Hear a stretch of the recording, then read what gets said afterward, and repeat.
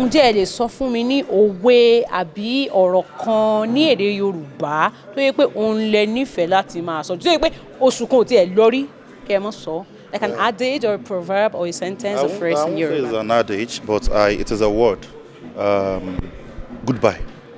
Taba tú goodbye sí ní Yorùbá, Odabo. Goodbye mean pé èèyàn ti ń lọ. Àmọ́ nílẹ̀ Yorùbá, ó di àbọ̀. Ó mean pé mò ń lọ, mò ń bọ̀. So we are already emphasizing on the positive side. Truly, I am going. But ó di àbọ̀ means wípé I'm coming back. Yes. So we don't say, oh, okay, you are going, bye. No. We say, I am coming back. So it means we are, when you ever tú ọ̀rọ̀ Yorùbá dáadáa, there is always a positive side to it that explains, that gives a meaning.